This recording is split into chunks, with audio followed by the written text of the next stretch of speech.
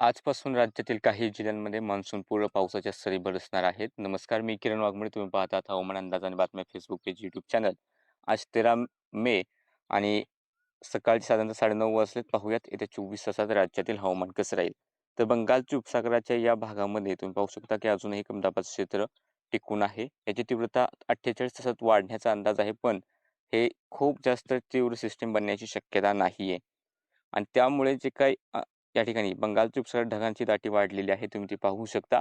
आणि लवकरच या ढगांमुळे किंवा या सिस्टीममुळे अंदमान समुद्र आणि बंगालच्या उपसागरातील काही भाग, निकोबार बेटे, अंदमान बेटातील काही भाग या ठिकाणी मान्सून दाखल होण्यास वातावरण अनुकूल बनते, साधारणतः शनिवार रविवारपर्यंत.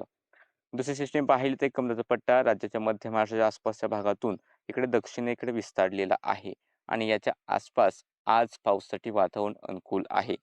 राज्यातील काही ठिकाणी तापमान वाढलेलं राहील, मात्र मध्य महाराष्ट्राच्या पश्चिम भागांमध्ये आज पश्चिमेकडून वारे वाहू लागलेले आहेत. त्यामुळे नाशिकपासून ते अहिल्यानगर, पुणे, सातारा, सांगली, कोल्हापूरचे भाग आहेत किंवा धुळे, नंदुरबारचे काही भाग आहेत. तर गेल्या 2 दिवसाच्या तुलनेत तापमानात काहीशी घट पाहायला मिळण्याची शक्यता आहे. पण जळगावपासून ते इकडे बुलढाणा, अकोला, अमरावती हा भाग जास्त तापलेला राहील. राज्यात इतर ठिकाणी सुद्धा तापमान अधिक राहण्याची शक्यता आहे. सकाळ-सकाळी बीड, धाराशिव, लातूरकडे ढगाळ वातावरण आहे. रत्नागिरी, सिंधुदुर्गकडे काही ठिकाणी ढगाळ वातावरण दिसतंय. मात्र सध्या पावसाचे ढग नाहीत. रात्री काही ठिकाणी पावसाच्या थोड्याफार नोंदी झालेल्या आहेत. आणि त्या 24 तासातील जर आपण शक्यता पाहिली तर त्या 24 तासामध्ये नाशिक, अहिल्यानगर, पुणे, सातारा, सांगली, कोल्हापूरचे खास करून मध्यवर्ती भागापासून किंवा पश्चिमेकडील भाग असतील.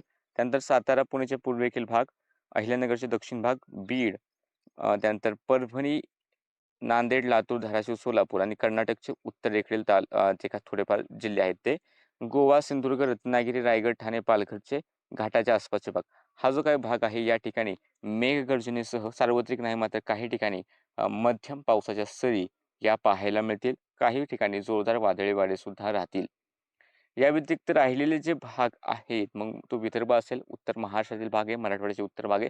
स्थानिक ढगनिर्मितीवर लक्ष ठेवा. एखाद्या ठिकाणी स्थानिक ढगनिर्मिती झाली तर पाऊस होण्याची शक्यता राहील.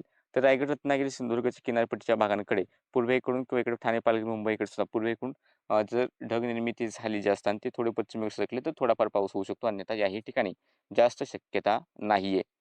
पुढील 1-2 दिवस पश्चिम महाराष्ट्राच्या भागामध्ये पावसाची शक्यता ही कायम राहील. सध्याच्या अपडेटमध्ये इतकंच. असेच व्हिडिओ पाहण्यासाठी यूट्यूब चॅनल सबस्क्राईब करा, फेसबुक पेज फॉलो करा.